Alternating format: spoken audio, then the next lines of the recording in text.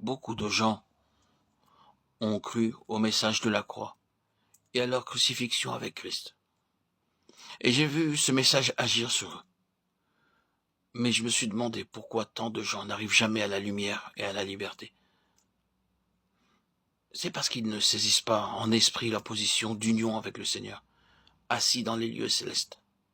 La croix est la base pour cette position. C'est le côté négatif de séparation d'avec la puissance du péché, du monde et du diable. Mais nous n'arriverons à traverser les heures sombres de la fin de cette dispensation que si nous vivons à la lumière de la gloire de cette union avec le Sauveur ressuscité. Ce qu'il nous faut faire maintenant, c'est détacher nos regards de ces ténèbres qui nous entourent, ténèbres qui s'épaississent dans le monde, et vivre une vie de victoire personnelle, jusqu'à l'extrême limite des lumières que Dieu nous a données.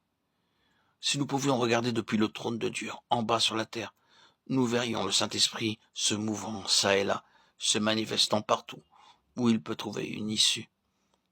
Que fait-il?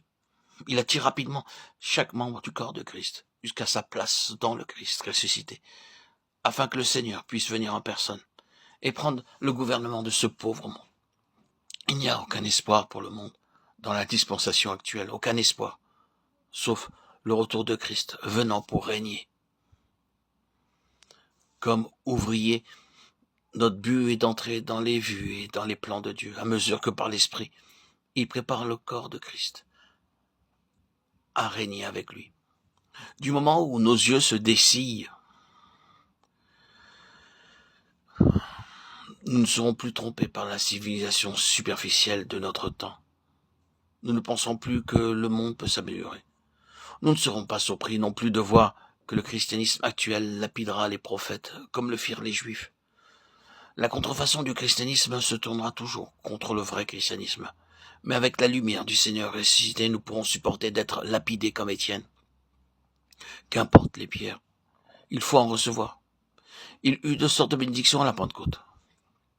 La bénédiction du Saint-Esprit pour gagner les âmes et la bénédiction des pierres. Êtes-vous prêt à recevoir ces deux bénédictions? Vous désirez la grâce pour gagner les âmes, mais laissez le Maître choisir pour vous l'honneur d'être lapidé comme un martyr. Il est peut-être plus facile d'être un martyr en Chine, en Asie, dans d'autres continents du monde. Mais Dieu a aussi ses martyrs dans les pays européens, les pays soi-disant chrétiens. Il y a aussi une manière civilisée de les lapider à l'heure actuelle. Ne craignez donc pas la persécution, des railleries, l'opposition, ni l'isolement. Tout cela vient de l'esprit malin qui agit dans tout enfant de rébellion. Par les différentes manifestations d'opposition terrestre, Dieu permet au diable d'obliger son peuple à vivre dans les lieux célestes. Car vous savez que s'il vous est laissé un seul appui sur terre, vous y appuierez. C'est pourquoi Dieu permet aussi au diable d'ôter les appuis.